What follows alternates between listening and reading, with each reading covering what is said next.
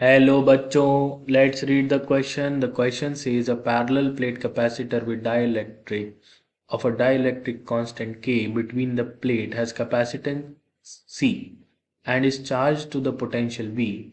The dielectric slab is slowly removed from between the plates and then reinserted. The net work done by the system in this process is. तो इस question का की concept है capacitor and capacitance.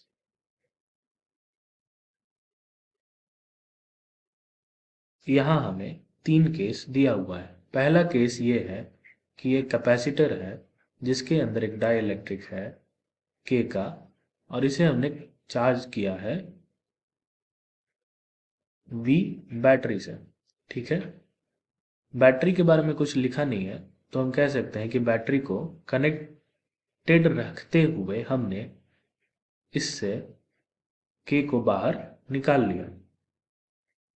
ठीक है, finally हमने क्या किया कि फाइनली हमने के को वापस डाल दिया इसी कैपेसिटर में और बैटरी को हमने कनेक्टेड ही रखा। तो हमसे पूछ रहा है कि ये पूरे प्रक्रिया में कितना ज़्यादा काम हुआ। ठीक है, तो वर्क डन एक बेसिकली एक फॉर्म ऑफ एनर्जी है। तो यहाँ कैपेसिटेंस हमें क्वेश्चन में सी दिया हुआ है, सी is equal to K epsilon not A by D. और तो एनर्जी हो जाएगा 1/2 सी वी स्क्वायर। तो ये हो गया 1/2 into K epsilon not A by D into में वी स्क्वायर। तो ये इनिशियली था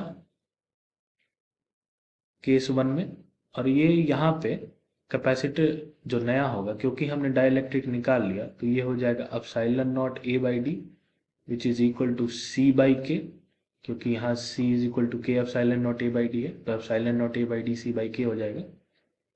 और यहाँ अगर हम एनर्जी निकालें तो वो हो जाएगा 1/2 C dash V square which is equal to 1/2 into epsilon not A by D into V square which is equal to initial by में के।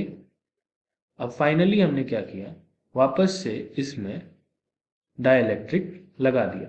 तो यहाँ पे हो जाएगा capacitance K epsilon not A by D first case जैसा ही, और यहाँ एनर्जी हो जाएगा finally 1/2 C V square which is equal to 1/2 K epsilon not A by D. ये हो जाएगा हमारा इनिशियल एनर्जी के बराबर ही। तो हमारा केस 1 से लेके केस 3 तक में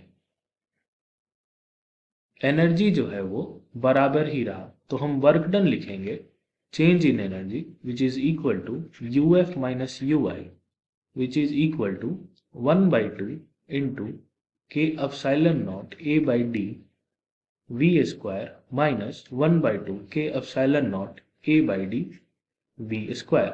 this both term will be 0।